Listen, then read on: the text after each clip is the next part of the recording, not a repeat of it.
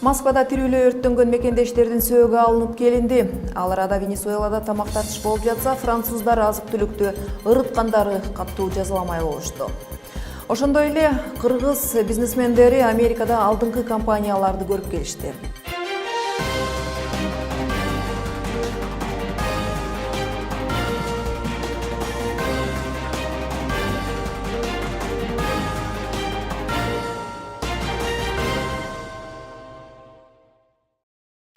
Он бир каналында жаңылыктар менен мен Найза Атамбекова тааныштырам. Саламатсыздарбы?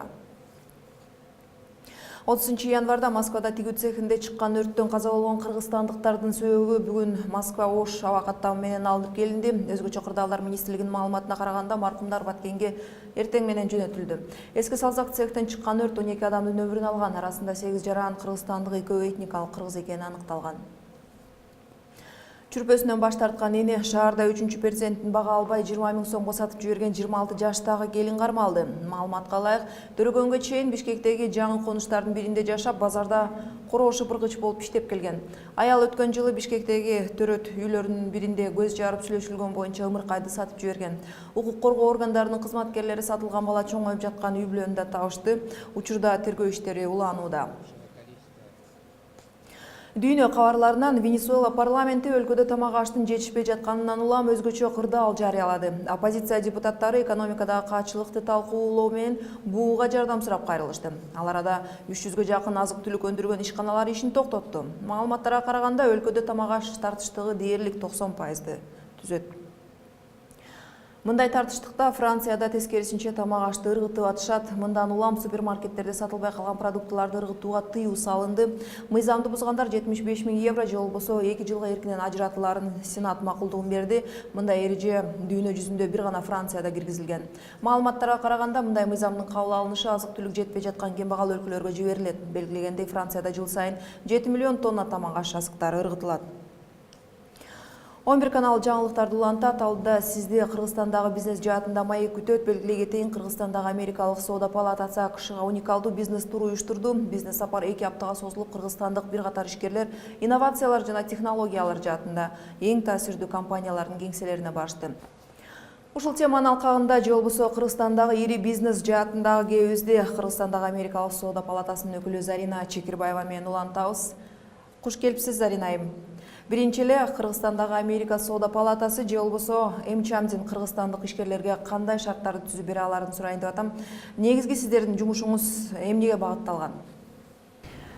Негизи Кыргыз Республикасындагы Америка соода палатасы, кыргызча МЧАМ деп айтылат. Бул эл аралык бизнес ассоциация. Негизги максаты бул жагымдуу жана атаандаштыкка бир жөндөмдүү бизнес чөйрө түзүүгө умтулган. Азырынча Кыргызстанда 60тан ашык компаниянын кызыкчылыктарын билдиргенге аракет кылабыз. Негизи дүйнө жүзү боюнча 3 миллион компаниянын кызыкчылыктарын билдирет. Негизи бул МЧАМ, кыскача айтылгандай, бул дүйнөдөгү чоң US Chamber of Commerce деп айтылып коет. Ошол ассоциациянын бөлүгү болуп турат. Кече жакында эле кыргызстандык бир катар бизнесмендер Америкага барып, сиздердин жардамыңыздар менен ири компаниялардын ишмердүүлүгү менен таанышып келиптир. Максаты эмне эле? 2-3 жума мурда биз уникалдуу бизнес сапар уюштурганбыз. Бул бизнес сапарды Кыргыз концепт компаниясы менен чогуу уюштурдук. Бизнес сапарга 12 кыргыз бизнесмендерин Америка Кошмо Штаттарына апарып, бир мен деген ири компаниялар менен тааныштыруу максаты менен апарганбыз. Бизнес сапардын учурунда алар компаниялардын топ менеджерлери менен эксклюзивдүү кандай бир турларды өткөрүлдү. Ошо турларда алар өздөрүн кызыктырган суроолорду сурап алышты. Андан сырткары компаниялар жөнүндө негизги акыркы инновация же бизнести кантип өнүктүрсө болот, же кандайдыр бир кандай жаңылыктар болуп атат бизнести негизи өнүктүрүү боюнча, ошол боюнча суроолорду берүүгө мүмкүнчүлүктөрү болду. Бизде ишкерликтин көп түрү бар эмеспи? Негизги сиздердин палатага же болбосо мүчө болуш үчүн кандай критерийлер менен кызматташа аласыздар? Негизи биздин мүчөлөрдө жергиликтүү жана эл аралык компаниялар бар. Эми бизге мүчө болуш үчүн кандай бир иш жүргүзүш керек. Эми бул Кыргызстанда иштейби же Кыргызстан сыртында иштейби, андан деле айырмасы деле жок. Мындайга айтып келсек, кандай бир иш жүргүзгөн компания бар эле бизге мүчө болгонго укугу бар. Сиз билесиз да канча убакыттан бери кыргызстандык ишкерлер менен иш алып барып келе жатасыздар. Ошол эле маалда чет элдик бизнесмендердин табити алардын иш алып баруусунан да жакшы билесиздер. Салыштыра келгенде жергиликтүү ишкерлердин деңгээли, потенциалы кандай? Негизи мындай, эми чындыкты айтканда, негизи мен оюм бул өзүмдүн бул негизи биздин кыргызстандык бизнесмендердин потенциалы чоң деп ойлойм. Анткени азыркы учурда кандай бир кыйынчылыктарга карабай Казакстанда, Россияда, Европада, Азияда иштеп келатышат. Эми салыштырмалуу башка кошуна өлкөлөргө караганда биз ойлойм, бизде бизнес чөйрө негизи эле жакшы өнүгүп келатат. Эми эгерде Европа менен же башка өлкөлөрдү менен салыштырса, эми дагы эле көп нерселерди оңдосо болот. Негизи бирок потенциал чоң деп ойлойм. Рахмат сизге. 11 каналынын студиясында Кыргызстандагы Америкалык соода палатасынын өкүлү Зарина Чекирбаева болду. Биз болсо берүүбүздү улантабыз. Кийинки бөлүктө мэрлик кызматын өткөрүп берген Кулматовдун ордуна ким татыктуу жарандардын оюн билип көрдүк. Ал арада Сириядагы согуштук аракеттерди токтотуу тууралуу макулдашуу ишке ашканын айтылууда. Ал эми Евровидение 2016 сынагында Кыргызстанда төрөлгөн ырчы финалга чыкты. Кийинки мэр ким болот? Мэрдик доору бүткөн Кубанычбек Кулматов өз каалоосу менен кызматынан кеткен арызына өкмөт башчысы Темир Сариев шейшемби күнү кол койду. Азырынча мэрдин милдетин вице-айым Айгүл Рыскулова аркаламай болду. Эми коомчулукта кийинки мэр ким болот деген суроо кызуу талкууга алынууда. Кесиптешим Гүлүм Эркинбек кызы жооп издеп көрдү. Анда кезек кийинки материалда. 2 жылдай мэрлик кызматты аркалаган Кулматов кетери менен коомчулукта кийинки кала башчысы ким болот деген суроонун айланасында кызуу талкуу болууда. Социалдык түйүндөрдө айрымдар Өмүрбек Бабановду, укук коргоочу Калича Омаралиеваны жана жарандык активист Айбек Баратовдун талапкерлигин айтышат. Ал арада Боршайко мэрди шайлоо күнүн 27 февралга белгиледи. Бирок азырынча талапкерлердин аты жөнү атала элек. У нас в городском кеңеше 4 фракции. Жергиликтүү шаардык кеңеште 4 фракция бар. Алар КСДПК, Республика, Атамекен жана Замандаш. Ар бир фракция өзүнүн мэрликке талапкерин кое алат. Бирок азырынча бир да партия талапкерин кое элек. Эгер 27 февралда шайлоо болсо, алар 5 күндүн ичинде талапкердин аты жөнүн айтышы зарыл. Должны выдвинуть уже кандидата, либо премьер-министр выдвигает кандидата. Ошол эле маалда жаш активисттер мэрди кала тургундары өздөрү шайлаш керектигин айтышууда. Тилекке каршы азыркы учурда ошо бир нече шаардык кеңештин депутаттары гана, анан кийин бийлик тарабынан гана тандалып келет. Ким мэр болуп келип жаткандыгы. Бул учурда ал мэрлер чындап эле элдин алдында кандайдыр бир жоопкерчилиги абдан төмөн болуп калып атат да. Анан өзгөчө мэрлер ошол шайлоолор жакындаганда гана иш жасап, же шайлоолорду жакындаганда гана иштеринен кетип калышат. Анан бул учурда элдер алардан талап кылууга дагы мүмкүнчүлүктөрү жок болуп калып атат. Ошол эле учурда бул мэрлер кандайдыр бир бийликтин гана сөзүн сүйлөп, бийликтин гана үнүн угуп, элдин үнүн укпай калган учурлар бар. Андыктан албетте менин оюмча өзгөчө мындай чоң шаарларда мэрлерди элдердин өздөрү тандаганы жакшы. Талап боюнча шаар башчы болуу үчүн жогорку билимдүү, муниципалдык мекемелерде иштөөнүн көзүн билген, кылмыш жоопкерчилигине тартылбаган, башка өлкөнүн жарандыгы болбогон адам керек. 11 каналы кийинки келе турган мэр ким болушу керектигин шаардыктардын өздөрүнөн да сурап көрдү.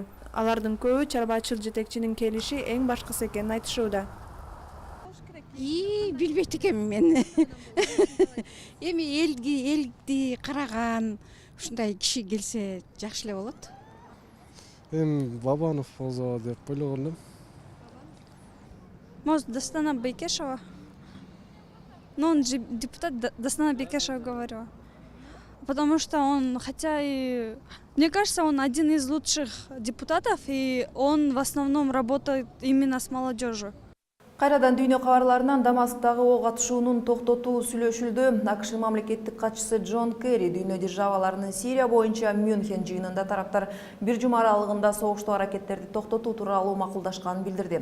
Бирок тыныгуу жихадчыл ислам мамлекети жана Ан-Нусра фронтуна каршы күрөшкө тийиштүү болбойт. Жыйынга катышкан тараптар сөз туктурбай гуманитардык жардамдын агымын көбөйтүүнү жана тездетүүнү макулдашылганын билдирди. Бул Сириянын аскер бөлүктөрү Россиялык аба соккулардын жардамы менен Алепп аймагында ийгиликке жетип жатканына жасалды.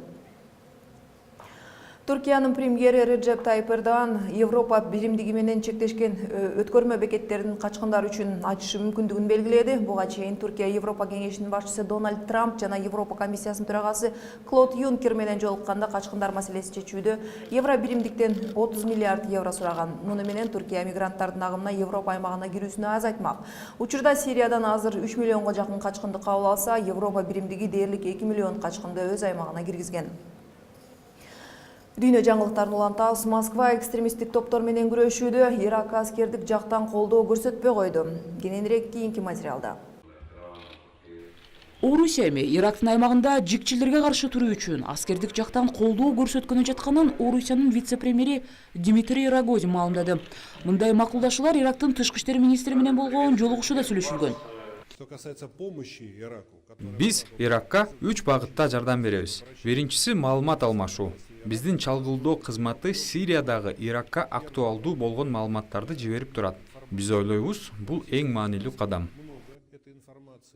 Мындан тышкары Рогозин Москва Ирак аскерлерин аскердик жактан окутаарын белгиледи.